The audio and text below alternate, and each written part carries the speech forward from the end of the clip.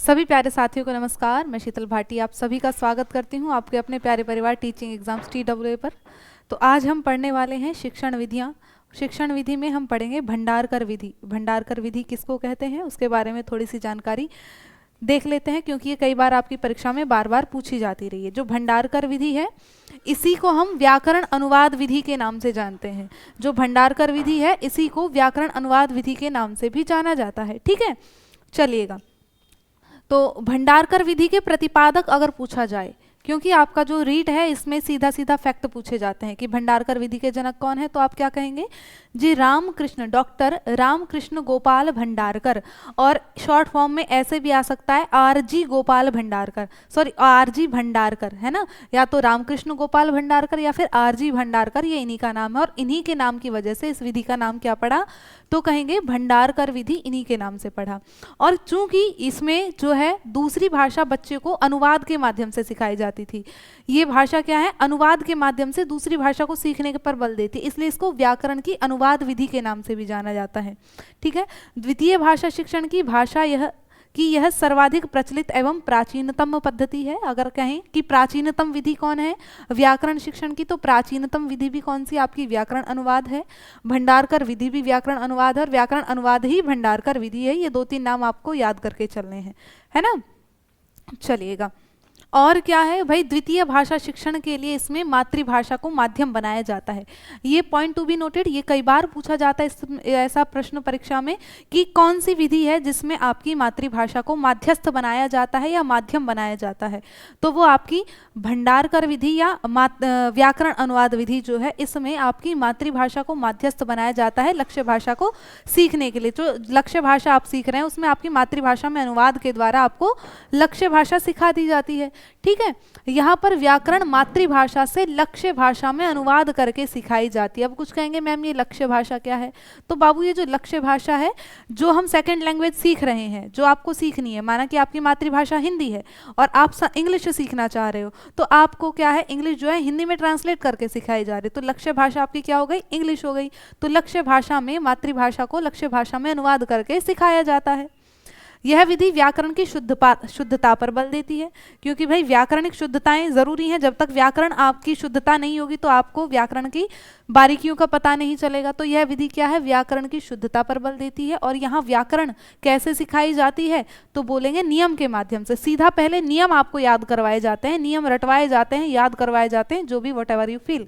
तो इसमें बोलने की अपेक्षा लेखन पर बल दिया जाता है। ठीक है, बोलने की अपेक्षा किस पर, तो कहेंगे लेखन पर, क्योंकि अनुवाद है, ट्रांसलेशन, ट्रांसलेट करके बच्चे को भाषा सिखाई जा रही है। तो प्रश्न ऐसा भी बनता है कि कौन सी विधि है जो आपके लेखन कौशल पर बल देती है निम्नलिखित में से, या फिर निम्नलिखित में से कौन सी विशेषता व्याकरण अनुवाद विधि की नहीं है, तो उसमें आ जाएगा मौखिक, लेखन और अन्य 3-4 ऑप्शन होंगे। तो वहां पर हम कहेंगे मौखिक, यानी कि बोलना आपकी व्याकरण अनुवाद विधि की विशेषता नहीं है। वहां बोलने और पढ़ने पर जोर नहीं दिया जाता व्याकरण अनुवाद विधि में, किस पर, तो कहेंगे लेखन पर। लेखन पर ये बल देती है और यहाँ नियम के माध्यम से आपको क्या है, व्याकरण सिखाई जाती है। ठीक, और देखिएगा इस विधि में नियमों के माध्यम से व्याकरण सिखाई जाती है। बिल्कुल सेम वही पॉइंट कि नियम के माध्यम से व्याकरण सिखाई जाती है, अतः यह व्याकरण शिक्षण की निगमन विधि का अनुसरण करती है। और कई बच्चों ने, मतलब CTET में अगर आपने पढ़ा होगा तो ये विधियां हमने वहां भी पढ़ी हैं, तो वही आपका रिवीजन ही चल रहा है। बस थोड़ा सा आपका रीट में फैक्ट ज्यादा पूछे जाते हैं, समझ वाले प्रश्न कम होते हैं। तो निगमन विधि आप जानते हैं भाई, नियम से उदाहरण की तरफ चलती है। बच्चे को क्या है, सीधा पहले नियम समझाया, नियम याद करवाया जाता है और उसके बाद उदाहरण के माध्यम से आपको उस नियम को समझाया जाता है। चूंकि ये नियम से उदाहरण की तरफ चलती है, इसलिए ये किसका, तो कहेंगे निगमन विधि का अनुसरण करती है। तो ये बातें आपको, मुख्य मुख्य बातें निगमन उसमें व्याकरण अनुवाद विधि के बारे में आपको जान लेनी चाहिए। तो क्या क्या इसमें था भाई, पहली बात कि इसको भंडारकर विधि के नाम से जानते हैं। भंडारकर विधि कहें, व्याकरण अनुवाद विधि कहें, तो यही है। और प्राचीनतम पद्धति, व्याकरण शिक्षण की प्राचीनतम पद्धति कौन सी है, व्याकरण अनुवाद विधि। कौन सी विधि है जिसमें आपकी मातृभाषा को माध्यम बनाया जाता है, तो कहेंगे आपकी व्याकरण अनुवाद विधि। ठीक है, एक होती है प्रत्यक्ष विधि, वो अलग है, वो मैं आपको दोबारा किसी और शॉर्ट वीडियो में आपको समझा दूंगी। प्रत्यक्ष विधि में क्या है, आपकी मातृभाषा को माध्यम नहीं बनाया जाता। दो तरह से प्रश्न बनता है, वहां हम कंफ्यूज हो जाते हैं। कौन सी विधि है जिसमें मातृभाषा को माध्यम नहीं बनाया जाता, तो वो प्रत्यक्ष है। और जिसमें मातृभाषा को माध्यम बनाया जा रहा है, यानी कि अनुवाद के माध्यम से, ट्रांसलेशन के माध्यम से आप अपनी लक्ष्य भाषा को सीख रहे हैं, द्वितीय भाषा को सीख रहे हैं, तो वो व्याकरण अनुवाद विधि हो जाती है। यहाँ डायरेक्ट नियम सिखाए जाते हैं। ठीक है, इतनी बातें आपकी व्याकरण अनुवाद विधि से संबंधित है। तो एक बार ये प्रश्न आप मुझे बताइएगा कि किस विधि में मातृभाषा को माध्यम बनाया जाता है। अभी हमने पढ़ा कि आगमन विधि नहीं, भंडारकर विधि, प्रत्यक्ष विधि या व्याकरण विधि। तो देखो प्रत्यक्ष विधि भी नहीं होगा, और केवल व्याकरण विधि नहीं, क्या है, व्याकरण अनुवाद विधि। क्या है, तो कहेंगे व्याकरण अनुवाद विधि। और व्याकरण अनुवाद विधि ही तो भंडारकर विधि है ना, निधि ही विधि है। भंडारकर विधि क्या है, आपकी व्याकरण अनुवाद विधि है।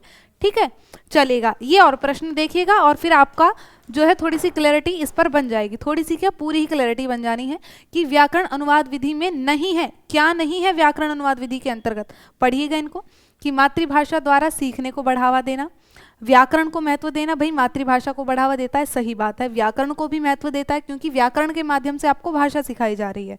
विद्यार्थी के संप्रेषण कौशल का संवर्धन करना, या फिर विद्यार्थी को भाषा के धारा प्रवाह प्रयोग करने योग्य बनाना।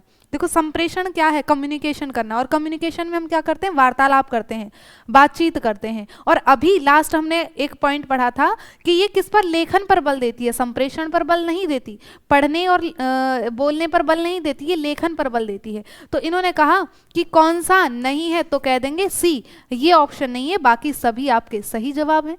तो इस तरह से आपकी हो जाती है व्याकरण अनुवाद विधि। आशा करती हूँ आपको समझ में आई होगी। तो कैसी लगी कमेंट बॉक्स में ज़रूर बताइएगा। और भी ऐसी वीडियोस के लिए अगर आप चाहते हैं मैं ऐसी शॉर्ट वीडियो आपकी शिक्षण विधियों पर लाऊं, तो चैनल को सब्सक्राइब करना न भूलिएगा। और भी जो वीडियोज़ आप चाहते हैं कमेंट बॉक्स में बता दीजिएगा। तब तक सभी को धन्यवाद। Love you, take care, bye bye.